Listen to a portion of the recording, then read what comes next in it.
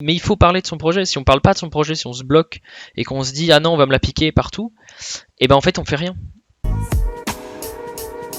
Alors du coup moi je travaille sur un projet qui s'appelle Haddock et qui a pour but d'automatiser la partie technique du RGPD. Donc en fait ça va se présenter sous la forme on va se connecter au système d'information des personnes et donc on va se connecter à son drive, on va se connecter à son ordinateur, à son CRM, etc.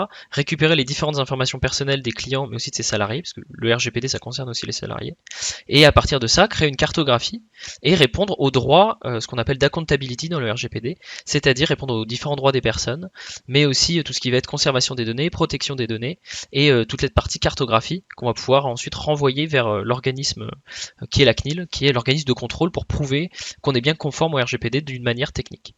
Voilà. Donc en fait je suis rentré dans un incubateur juste après en fait mon utilisation de LTI, donc de Lance ton idée, qui m'a servi à me structurer avant de rentrer dans cet incubateur.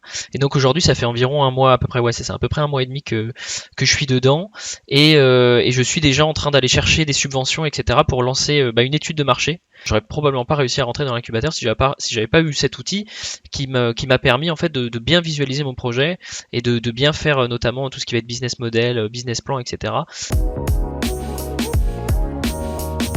Moi je viens du monde de l'informatique et de l'informatique industrielle et tout ce qui est création de start-up etc. C'était quelque chose qui m'était complètement inconnu. Je brodais un petit peu moi ma façon de voir les choses. Et en fait au début c'est peut-être pas ce qu'il faut. Faut peut-être avoir une vision un petit peu différente, faut essayer d'être un petit peu transverse, faut pas hésiter à pivoter, à changer. Donc je travaille vraiment comme ça, j'avais des papiers qui volaient un petit peu partout.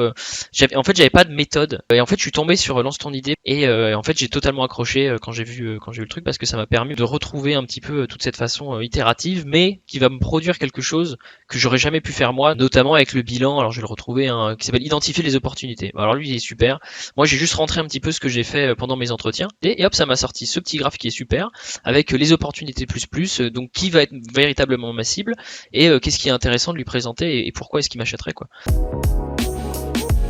Je peux en donner un surtout aux gens qui viennent de l'informatique, il faut surtout pas coder au début, c'est le moins important en fait. Le seul intérêt, la seule chose qui est importante c'est le besoin client et il n'y a rien d'autre qui importe. On peut développer un logiciel qui soit super, nickel, hyper ergonomique avec tout ce qu'il faut. En fait, on va le coder pour soi et on va pas du tout le coder pour le client. Et ce qui est intéressant dans un projet entrepreneurial, c'est de travailler pour le client et pas de travailler pour soi. Dans le business, c'est se dépasser tous les jours. C'est tous les jours, mais c'est un peu contre-intuitif.